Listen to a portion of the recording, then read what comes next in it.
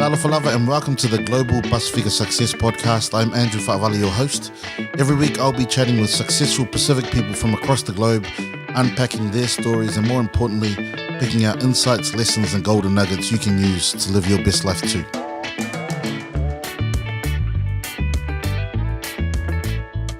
Hi everyone, and welcome back to the show.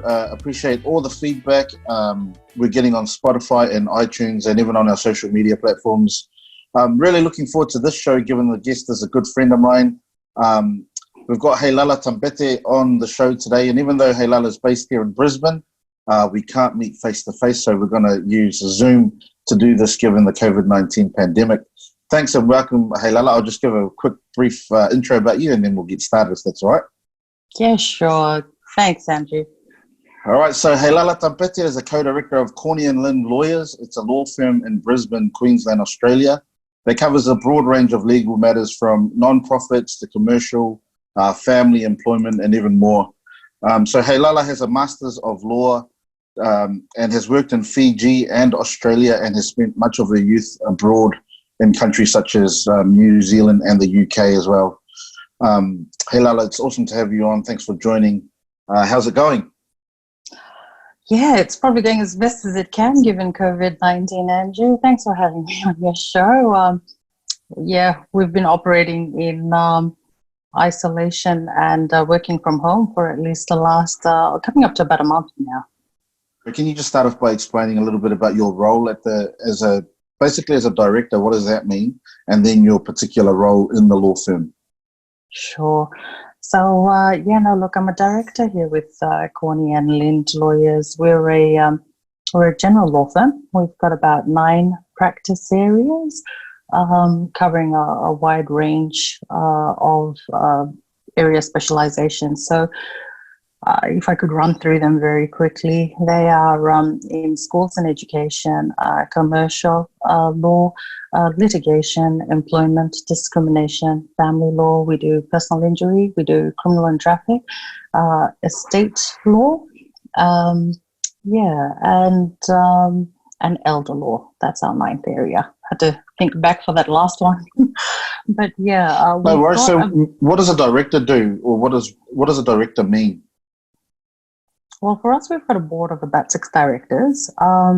Okay. Each director looks after a certain unit or components. Some units, depending on how large they are, will have more than one director. For myself, I look after our client engagement and business development area. I am of legal background, so previously I used to be a litigation lawyer. And then the needs of the business within the firm grew, so I was asked to head a new unit, which was in client engagement and business development, and I've been doing that now for coming up to about 5 years. Yeah. Okay, so you started off in litigation, and now you're doing marketing. A massive pivot for you. Yeah, it has been, but I look at it as an opportunity.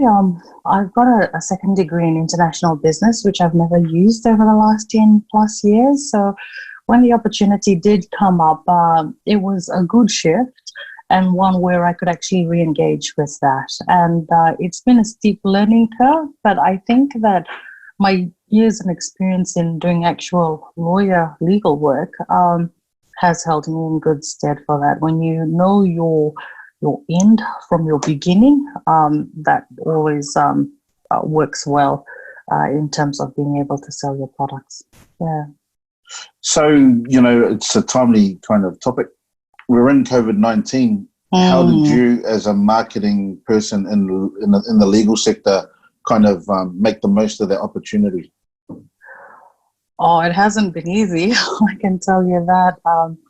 As you know, businesses are either contracting or have now been asked or been forced to go into hibernation because of COVID-19. And I suppose the real challenge or opportunity for firms or for other businesses that service, have professional services, the real challenge for them is going to be trying to find what the area is that they can still continue to service their clients in the restrictive environment that we now find ourselves in. and looking for opportunities.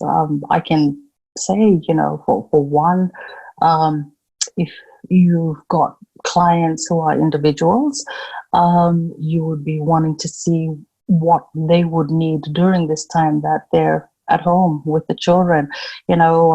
Whilst they might be working from home, it might be an opportunity for good housekeeping. So they might want to get their wills or EPOAs in order. And, you then look for areas like that as to which you could, where there's a need, where there's opportunity, and just being very careful as well, because this is also a period where a lot of people are losing jobs. So you don't want to come across as being too forceful or too presumptuous as well. Yeah, and finding that balance. That's really smart, actually, because a lot of people, haven't got their wills sorted and their powers of attorney. How do you traverse that line of being sensitive while also, saying this is an opportunity for you to do that? How do you market to that? Well, I think, for most businesses, the places as to which they're going to be most comfortable will be those clients who have tried them and found it to be, tried, tested, and true. So this place, I would think, especially in an environment like this, is going back to your existing or your past clients. They will always be the best referrers for you in this current market. Yeah. And, they'll already be lukewarm because they've already tried your service. And if they're happy with you, I guarantee that they will make that recommendation for you to other people within their circles. And that's really how I think for most businesses out there, they're going to have to do it within this restrictive environment, because you can't network publicly or, be in gatherings. Unless it's restricted down to 2 people. So it better be a very important other person that you're meeting with. But yeah, if most of it's to be conducted remotely, thank God for Zoom, hey, as we're seeing today, that would be probably how you do it. Look for the soft introductions. Oh, that's brilliant insight. So we might just move away. I've known you for a little while, and I know that you migrated here to Australia, but can you just take us back to your childhood and explain, obviously you're from Fiji and of Fijian heritage, but were you born in Fiji or were you born in New Zealand? Oh, no, I was born in Fiji. So I'm one of 7 siblings. 5 are biological, 2 are adopted. We're from the Pacific, so we will always have extended family that become counted as one of your own. So, I am one of 7 in total. And if you look at the 5, I'm the middle child. If you look at the 7, I'm still the middle child. And we've got 1 brother, 1 boy, and there's 6 of us girls.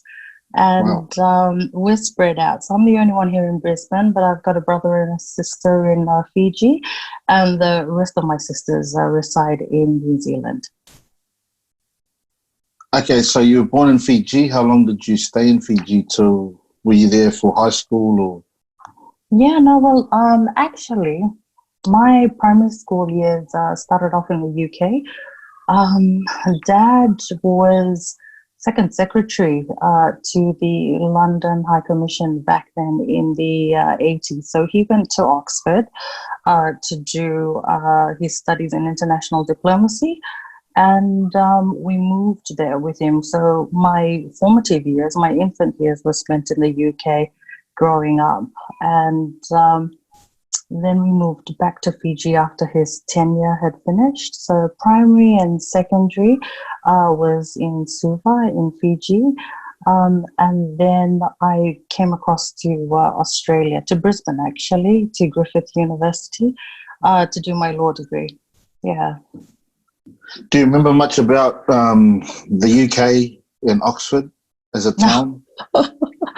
It was, look, we're talking about the early 80s then. And yeah, I have some of the best childhood memories, actually, come to think of it. It was very cold, I can tell you that. Funnily enough, I still actually keep in touch with some of those infant primary school friends of mine via Facebook. Really? We went to Catholic mixed schools in London, and yeah, it was interesting to see, you had some who were children of also fellow diplomats, and others who just lived in and around the area. But it was a real good mix. I mean, I remember going to school with like Nigerians, Italians, Irish, as well as British kids. Um, and if there's one thing I can remember from that period, it'd probably be our summer holidays, because the sun was rarely ever up in that part of the hemisphere. And when it was, my parents used to just pack us all into vans, and we would go traipsing in and around Europe at the time. Load us into a van, get on the ship at Dover, get across the ferry to France, and then just do summer vacations driving across Europe. So it was a real rich sort of a childhood memory type thing. And it wasn't only just confined to us, because the Pacific people in that part of the world were relatively small in number. There was a large number of students from Fiji who were studying in the UK at the time.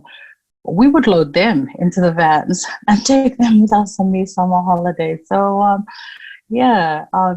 really good memories. That's the blessing about being a Pacific Islander, right? It's that wherever you go, it doesn't matter which island you're from. Because when I was over there, I was actually in Devon. But for Christmas, I went out for one lunch. I knew about 2 people, but the whole house was full of people who were playing footy, teachers. Heaps of Fijians actually are in the British Army.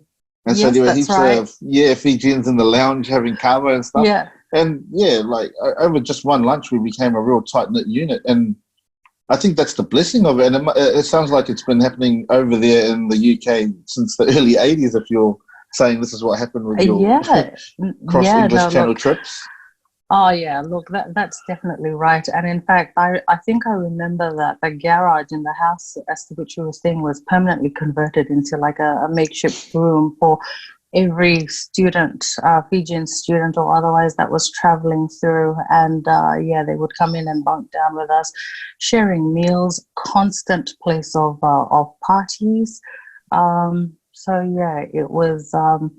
It was a very rich childhood. In fact, when I got back to Fiji and I started working again, those who I'd seen in those formative years were then, very senior civil servants or senior people in where they were working. And it was good to be able to catch up with them and remember that time. Cool. So as a Fijian, what was it like to be a Fijian in the UK? And then the second part of that question was, what was it like to be Fijian who had lived abroad and going back to Fiji? I mean, at that time, Andrew, I was still fairly young. So Fijian being in the UK, I would probably say that as a young child, it gave me a very wide spectrum in terms of, things that you grow up and you believe for and you believe in. And, it was a developed nation. So by the time we left the UK to go back to Fiji, I would have probably been all of 9 or 10. And going back into the islands and then starting school again, I remember as a child, there was a stark difference as to, what you could buy in the shop from down the road in London to what you could buy from the shop down the road in Suva. And, but, I think that having that experience in my formative years, it's never really left me, especially as I was studying later on, where I'd always want to be able to get much more or strive for things that, just seemed a little bit beyond what was available at the time to me. Yeah. And what was the impact of your father being a diplomat? And I know your mother's successful in her own right. What was the parenting like for you? I think, again, I said, because they took us on that journey where, which 8 or 7-year-olds, get taken to Europe almost on a yearly basis. And you're just given that vista, of being able to cross borders, see how other people live. And it's, culturally very, very different from what you're used to. So I think that it just, that experience just gave us a really broad sense of what was in the world out there. That, by the time we did go back to Fiji, there was still that hunger to go back and look out for more. And I felt that even more so when I started university, because then there was an opportunity to continue to travel, in that part of the world outside of the Pacific realm. And I used to do it. I remember, like, when I was in university, apart from doing my law degree, doing a double degree, I'd work 3 part-time jobs in order to be able to travel. And and I would do it with some of my closest friends from uni, who I'm still in touch with and close with. But again, it was to just fuel that desire of getting out and beyond, and seeing more to the world, and seeing what lessons you could find from their culture and implementing it in what you were doing in your everyday. So what types of jobs did you hold down at uni? Because that's a big one, like over here in Australia anyway, New Zealand citizens, which is a lot of, the pathway a lot of Pacific people come through New Zealand to here, don't get access to the student loan. And that's just clearly unfair and unjust. But I know students who have gone through and worked like you 3 jobs, and despite the system being unfair, they still thrived, and they've still succeeded, and they've graduated, and they will prosper because of their degree, but more so because of the inherent fire they have, the ambition that they have burning inside them. What kind of jobs did you hold down? And Andrew, when I was in university, I used to do just about anything. So I was a dishwasher. I was a dishing for a couple of years, and then I would also work at the Gabba Stadium during all their main events. And that was frying chips and working behind the counter through the AFL and cricket season, which was quite consistent. And then I would also work as well for a call center that dealt in the building and construction industry. Yeah, so it was a bit of exercising part of my legal degree, not to the point of giving legal advice, but it was helping interpret contracts just by the provision of legal information. So it was still using, what I was learning in my day-to-day, and using that and getting paid for it, and adding that to the basket of experience that I had. So you're working really hard at uni, and when you're playing, where do you go to travel to? I used to try and purchase those round the world tickets that they have.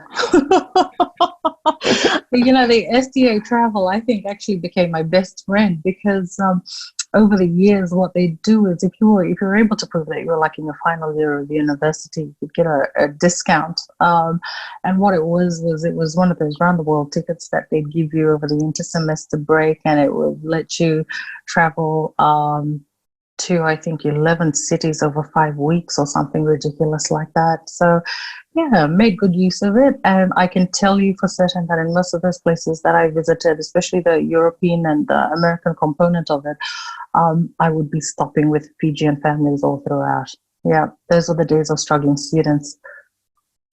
How good. And what were those people doing across the world? What were some of the jobs that they were, how come they migrated to UK or Europe or America? Some of them had married people from those countries. Some were working for embassies in some of those countries, and others were just relatives of mine who had migrated, say, to the UK during the colonial era, and had set up and were living a life for themselves there. Okay, so I know a lot of people who are listening because I used to work at a uni students. What was it like for you at Griffith University here in Brisbane as a Fijian person, or even as a Fijian woman? It was okay. Griffith was, I went to Griffith between 1999 and 2004. And there weren't that many Pacific Island students at the time. I think the bulk of our Pacific Island student numbers were made up from those who came from PNG. And there were a few Fijian students. There were even fewer from the other countries, Samoa, Tonga. I think I remember a couple from Micronesia at the time. And you sort of congregated together when you could. It's funny because back then you would be able to pick up a Pacific Island student, in the throng of people at uni. You'd quickly make friends, and then you would introduce them to your own groups within. So we just became family to each other over that period of time. And every time there was a new student, you always knew somebody else who was further along in the journey, either a third or a fourth year student, and they would just come and take that Pacific Island student under their wing, help show them the ropes. These were the sort of people you need to meet or mingle with in order to get through tutorials. If you needed help with your assignments, come speak to us. Yeah, we had a real good system even back then of looking out for each other and looking after one another. And did you always want to be a lawyer? Were you an aspiring lawyer from a young age, or what kind of brought that choice of career path upon? Oh, no. I sort of fell into studying law. If I could, I'll take you back just a little bit further. I went to school at St. Joseph's Secondary School in Suva. It's an all-girls Catholic school. And when you get past year 10, you go into streams. And the streams were either commerce, science, or arts. And I didn't really do too well in science. My maths was okay, but science, I wasn't really all that great.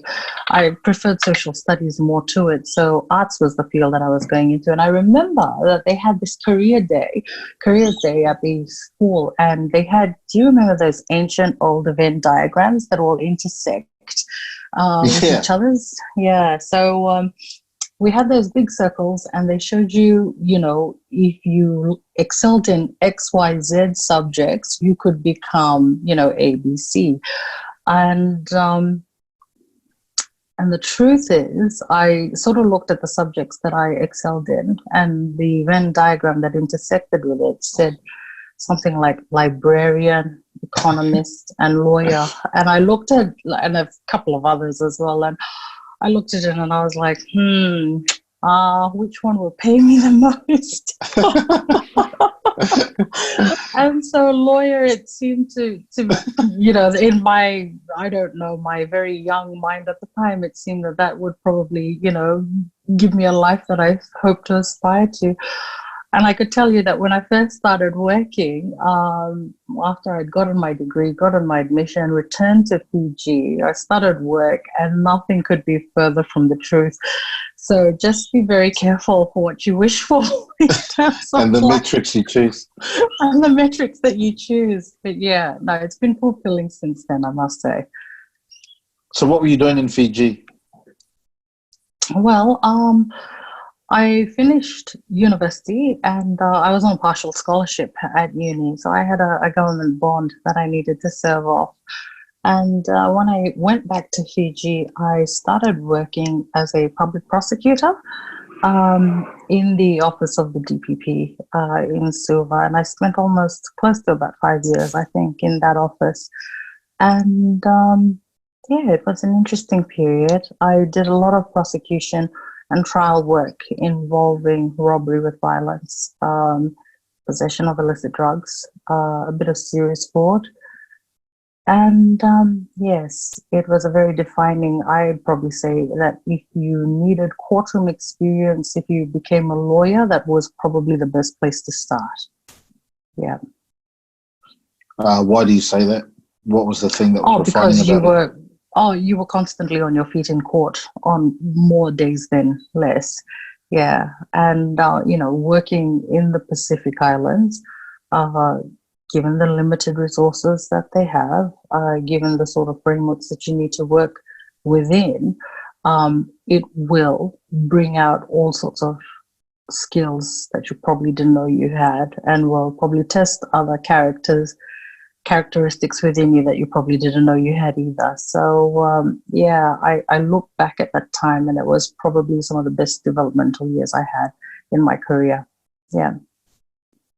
So when you look back at it, obviously it looks different. But when you're in it, what are the kinds of things that you're dealing with? So you're dealing with the pressures of having to be up there and talk eloquently and provide some sort of case. I think that was probably the least of your worries. Your main worry was probably ensuring that you had, a case that was going to be able to be prosecuted and prosecuted well from start to finish. So, you want to ensure that you've got your file ready, your witnesses are all lined up, that, hopefully no one's been tampered with in the process. And you work very closely and collaboratively with the police. So, you want to make sure that your exhibits are also in order. And you want to ensure that when it's time to be called, that all your ducks are in a row and ready to go. You can never really prepare for how your witnesses are going to go on the day. You hope that they remember the statement that they probably made quite some time back, that they still remember it so that they don't come across as unreliable. And, those things just do happen because the time from as to when a case is probably being investigated to the time that it actually reaches the courtroom in the islands, there can be years of delay. So, yeah, it's a different system to what we see over here, that's for sure.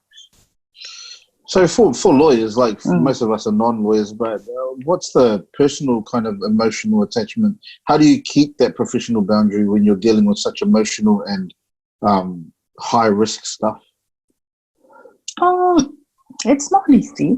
I'll admit to that. Especially back then, I was still quite young and naive in my career, and you're dealing with the most vulnerable in society.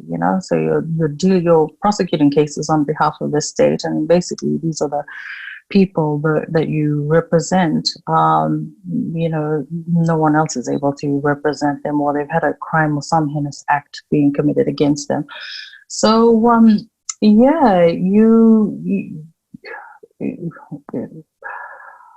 it'd be a lie to say that, you're not emotionally attached to it in some form or part, but, you go home, and I suppose that's, again, the beauty of coming from the Pacific is that you have large and extended families who will either distract you or they will need something else. So the need is constant. In terms of helping people in and around. So that will help take your mind off it for a little while. I think as I got older, you then understand that there is a need to have, some sort of a debrief or mental health, division from what you take on as your work and what you can actually carry on as your personal. But that becomes, I think, better to differentiate with time and as you mature. But back then, family was always a good distraction, as well as the needs of the greater community and, extending your own resources to help in that capacity. So you didn't really quite take all of work home with you as well. Yeah. Yeah, it sounded like, with the lack of resources and the pressure, etc. What is, in that period of time, what was your biggest learning or your growth point from that era of your life? I think my biggest growth point at that point was just learning to persevere. That life can constantly give you lemons, but never run out of creative ways to make lemonade. And being in the Pacific at that time, you needed creative ways to make lemonade. So and just to never try to box yourself or think that you've arrived. That was actually a mistake I made quite early on when I first started work. You spend about 5 to 6 years in studying. You get home and then you think, oh, we've made it, and I can just work and do all these things that I've set myself up to do. But no, learning never stops.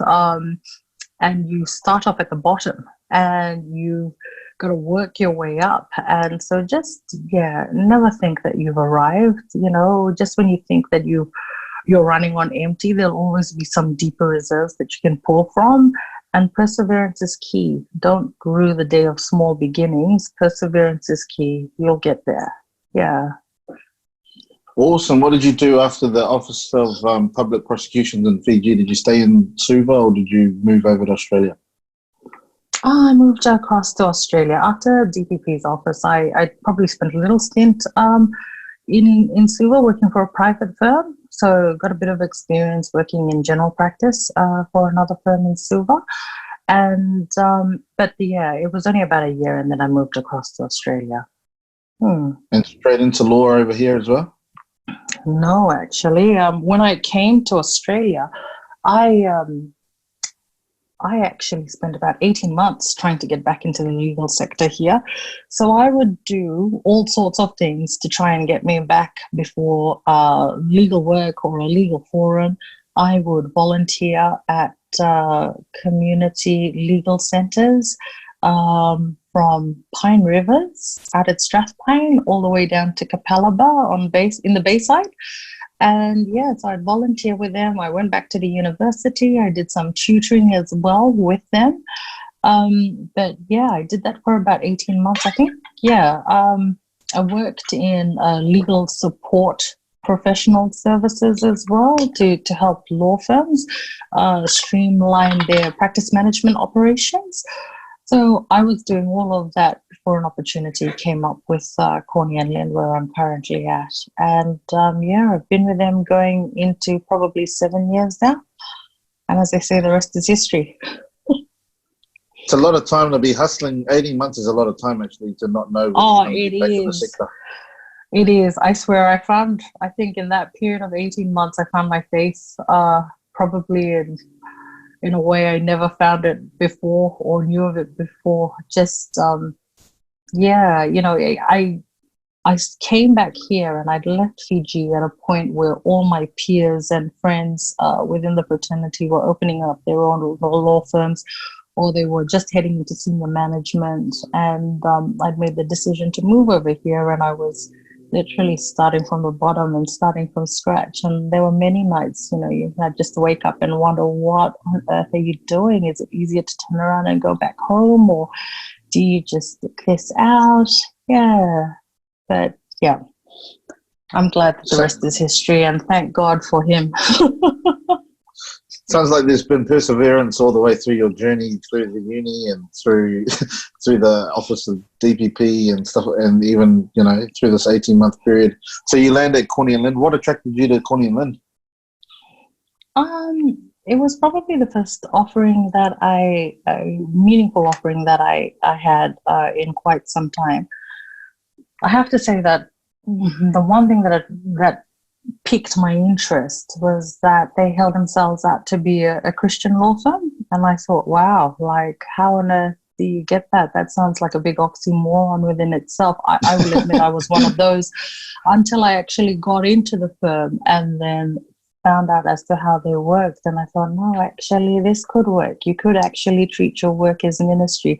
It does work in a different way as to how, you know, practice of law as I've seen it being done, but it does exist. So I think for me, yeah, when the invitation first came, that was one of the first things that got my interest. A Christian law firm, really? But then I remember the interview process within itself, and they asked to actually pray over me before the interview started, and they prayed for me at the conclusion of the interview, and I thought, well, that's different. And yeah, and then I started with them, and I've been with them ever since. So yeah, it sounds like an oxymoron for people outside, but how does a Christian law firm, because I think for many Christians, they don't know how to take their faith to the marketplace, especially you know, the thing that blew up with Israel Folau last year, etc. How does a Christian law firm function, and what are some tangible things that you do which kind of set you apart from non-Christian law firms? Well, I mean, the first thing to say is that, you know, our practice is that we don't say that we're a Christian law firm and we're going to solve all your problems. I mean, we are far from perfect, and I think that's probably one of the things that I would probably say we know as a, what's the word I'm looking for? That's probably one of the things that we know, that when we do serve our clients, we will do it to the best of our ability, but also recognizing the fact that because we're human, we're also fallible, if that makes sense to you. And so we do what we can from a position of trying to help. And when we do that, like our core values are to, serve them, to be attentive, and then to serve them with care, and to act with integrity. And as I said, we don't get all three right, all the time. Some things are just beyond our control. But what I do know is that when we do act with all those core values, there is a tangible shift in our service. And sometimes our clients, whether they're individuals or institutionals, they will notice that. And as they notice that, they will even ask us to, pray with them in order to get them through difficult times. And we're quite willing to do so. We don't impose our faith, but we do use it as a hallmark in order to characterize our service. So that's, I've seen it work for me, even in my own service of clients, where we've had good and average results. And yet there's always an underlying element of change within that service that clients walk away with thinking, yeah, okay, didn't get, the result that we wanted, but this, I've come closer in discovering that there is a further purpose out there for me. So yeah, I would say that's probably what our main difference is. That's amazing. Yeah. And, because it's not all about the outcome, but that process and that transformation could be the outcome that they actually needed. Yeah, it is So just looking back, are there any specific strategies that helped you become successful, or any tools that helped you become successful in your journey? What are some of the things that you fell back on and that got you through those tough times, that pushed you through and got you over the other side? Look, the main one would be my faith. I know, as cliche as it sounds, I would say that I probably would not be in this position if it weren't for the grace of God. And that in itself has been a journey.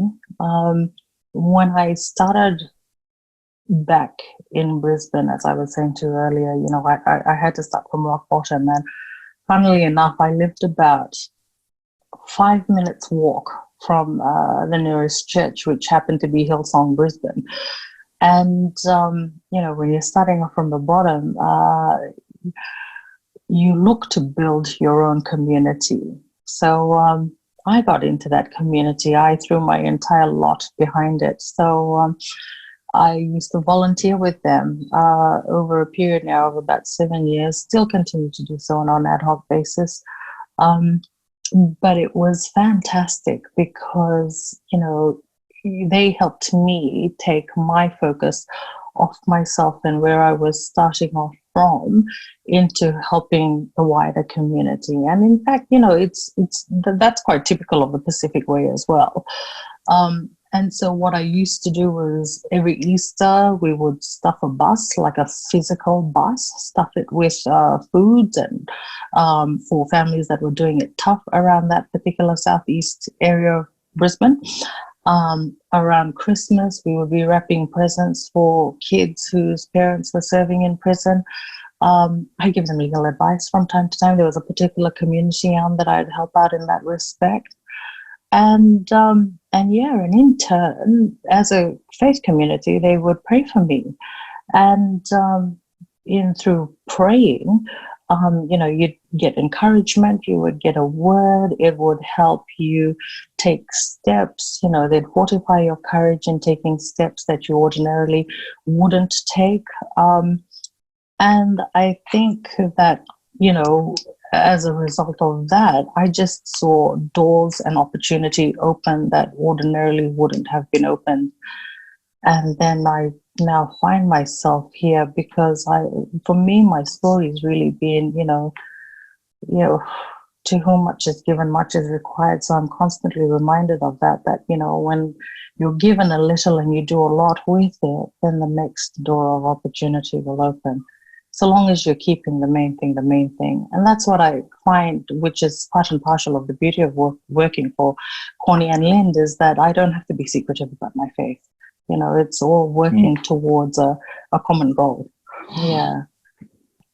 That's awesome. I'm just fascinated by the fact that, you live a busy life. You live a life that is really full, but you still have all the way through found time to volunteer and help and serve others, which is really the essence of Christianity, is serving and being the main thing, trying to model our lives on Jesus.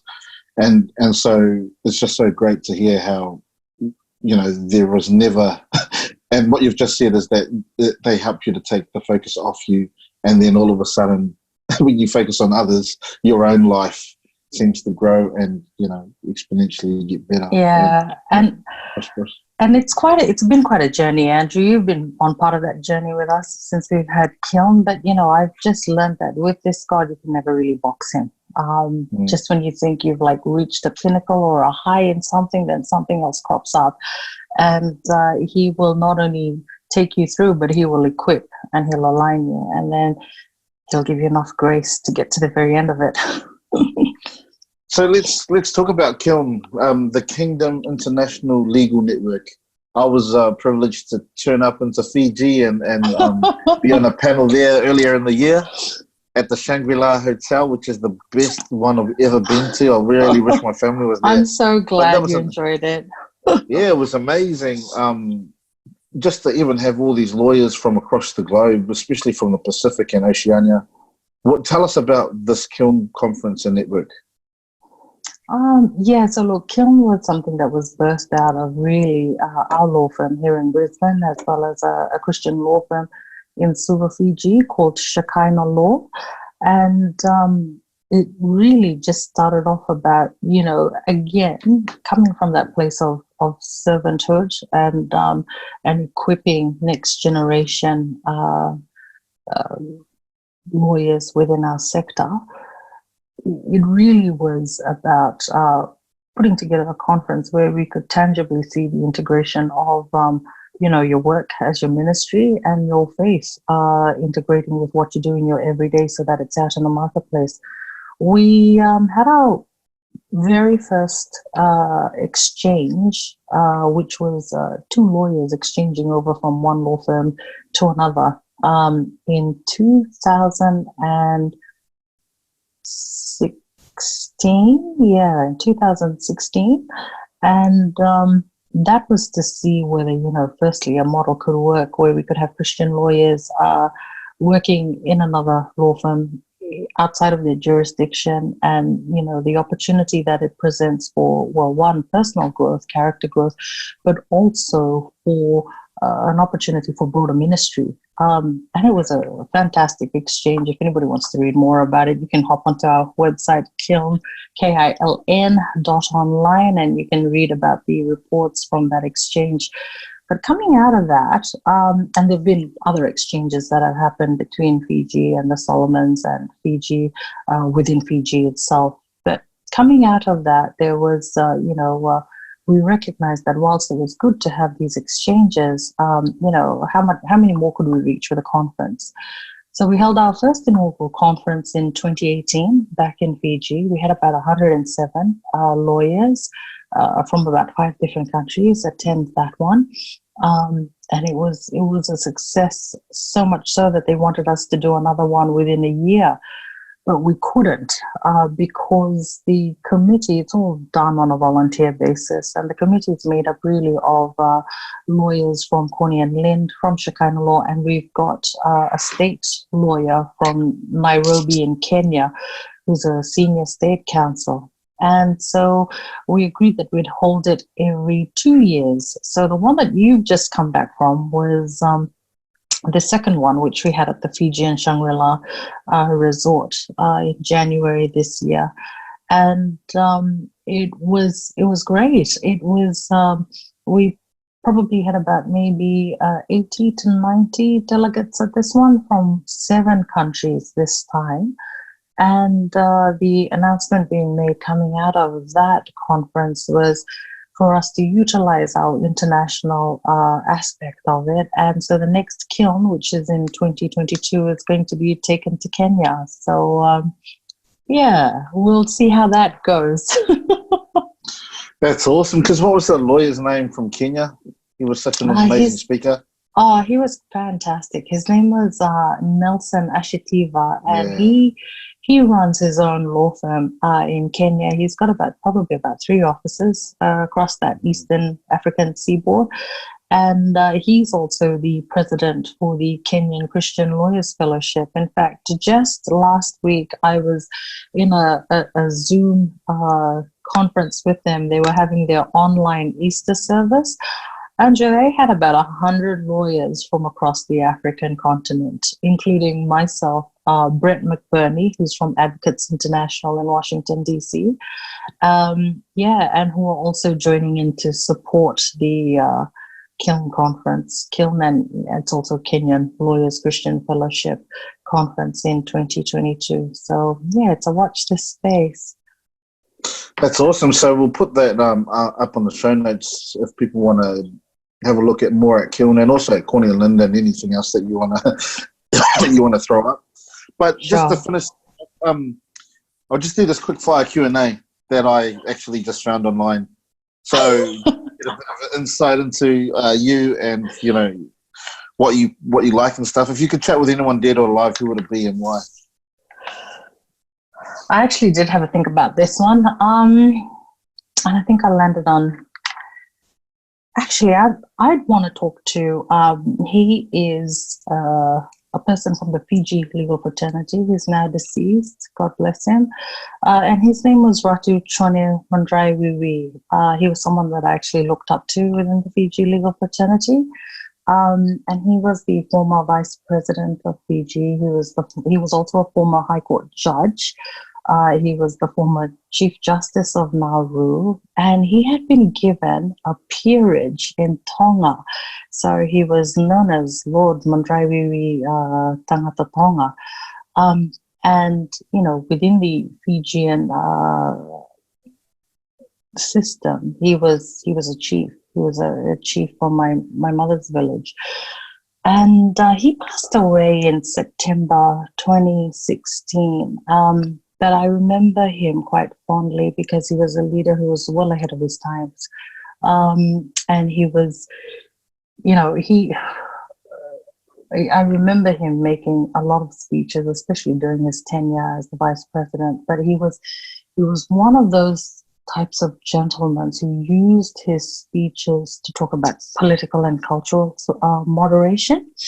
And it was his sort of effort in encouraging people to come up with creative and practical solutions for issues that we faced as a Fijian society. And if I could ask him a question today, I would probably ask him, what would be his advice to maybe the next generation of Fijian leaders who are coming through, that they need to train themselves in to ensure that the work that we do in nation building will leave a stronger foundation for our children, for our children's children.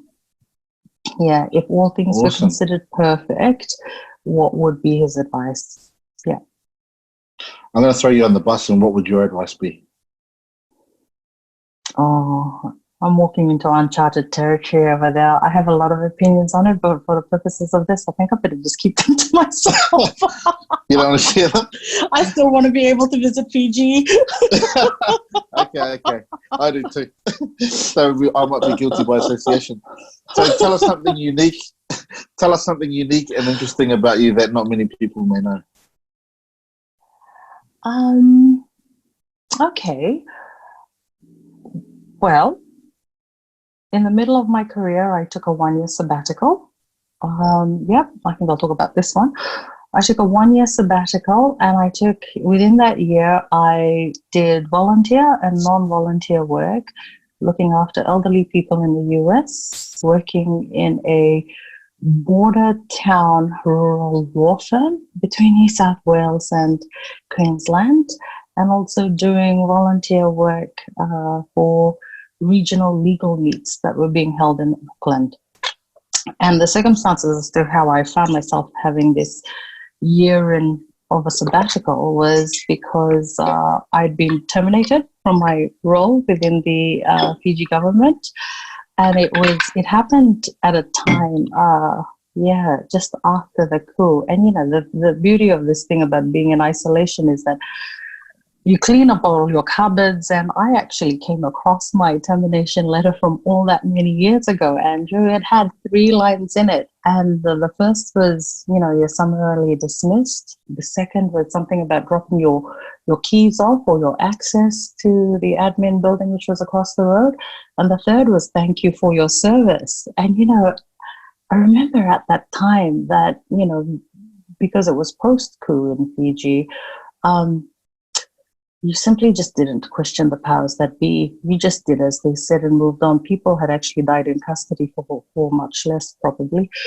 And so I found myself traveling and working. And again, I say all of that to get to the point that the power of the extended family and the power of, wider community.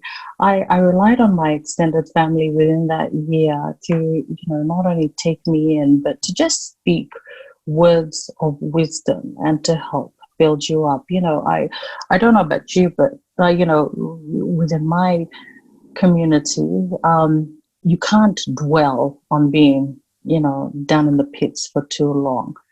And on reflection, and now that I live over here and mental health is such a key issue, you don't realize it at the time, but you might actually be battling that in some way or form. So to be surrounded by these people who had so much more experience, so much more maturity, and constantly speaking life and encouragement into you after you've gone through a traumatic period, it was just life-giving at the time. And, it prompted me again to seek walking in faith again more wholeheartedly, rather than have one toe in and one toe out, and just look with a fresh vista that life's journey can actually be beyond the 4 walls of what you knew it. I think I started off my career where, my identity was in being a lawyer. So when that gets dragged out from under your feet, you've got to forcefully become more creative, or start thinking outside the 4 walls of what you can and you can't do. And I'm really grateful for that season, because I think that was also quite character molding for me, and it certainly held me in better stead for when I had to come to Australia thereafter to claw my way up from the bottom again. Yeah, and look at where you've landed. You're a director of a successful law firm.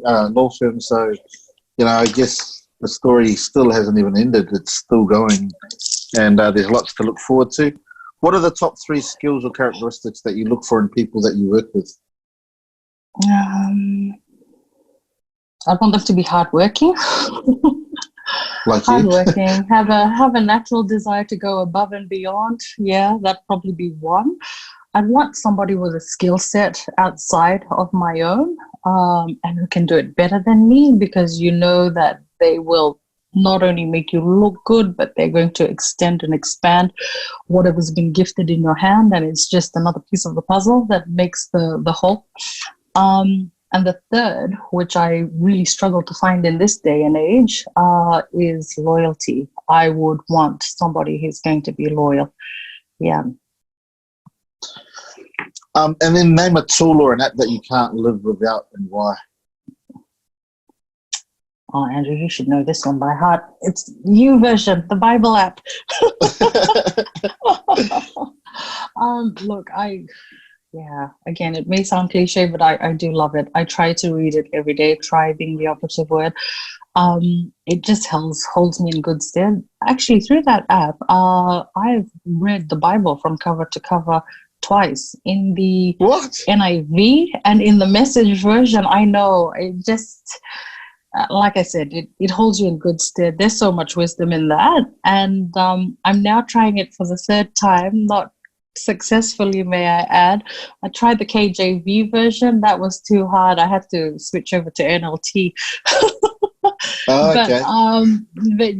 But look, they have some awesome plans in it, which I think everybody could use or utilize for whichever season that they're in, whether it's a 3-day plan on hope, or a 5-day plan on increasing your faith, or like a plan in regards to financial savvy, all biblical foundation based. So I think it's great. There's even a plan for being single. So there you go. And so I've got the basis something covered in it. Oh, I tell you what, there's something in it for everyone. That's probably all I want to say.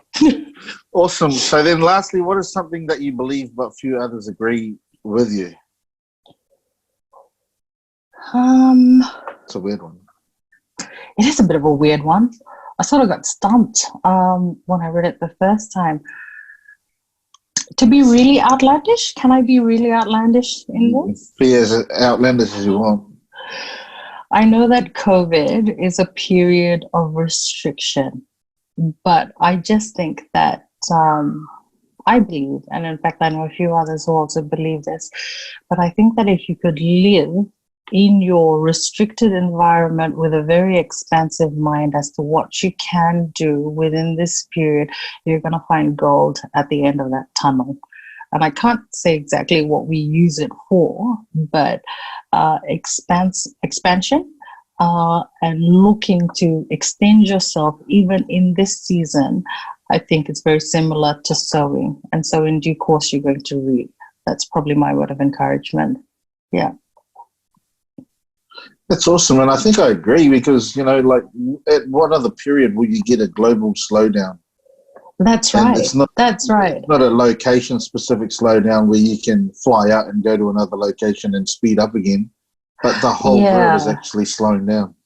I actually think that this is a time where people will just be able to like revision and write it down and make it plain and actually think well beyond their borders. So, think to expand for when the restrictions do lift. You're not going to be found, just waiting and twiddling thumbs. That's awesome. All right. Well, thank you, Heilala, for sharing your life story, your journey across your career and also across your childhood. Thank you for the insights and the wisdom. And, personally, because I know you and we're friends and we've done work together here in Queensland, I know that what you've talked about is no real surprise, but the thing that keeps coming through, like I said, is the amount of service that you've provided. You've got a servant heart. To whom much is given, much is required, and I think that you really hold that dear to you, and you authentically believe in that, and it comes out of your pores. Over in Fiji, I saw the tight-knit group that you had, John and is it Diana? Yeah, and Diana and Laurel. Yeah, the rest of your crew. Yeah. And I could just see that those are friendships that were molded over time and through ups and downs, and even through, a unique situation, maybe like the coup. And I think that, the other side of your story, apart from service, is that relationships and friendships have really molded you and held you in good stead in life. And I think it's something that we can take away as well. I think it's a common theme that goes through the podcast that I've already conducted, is that family, friendships and relationships is really the engine room behind our success as well. And most notably our relationship with God, which is your main thing, being the main thing. So I really want to thank you for sharing wisdom and insight, and congratulate you on all the things that you've achieved and the things that are yet to come. Oh, thank you so much, Andrew. Look, I'm really excited for where you and your podcast are going, and you're leaving a legacy, you're leaving a trail for your children and their children to see how awesome, this storytelling, which is quite inherent for us being Pasifika people, but now we're in the digital age and how we're using new methods and modes of having that communicated and transcending boundaries quite easily. So thank you for what you do.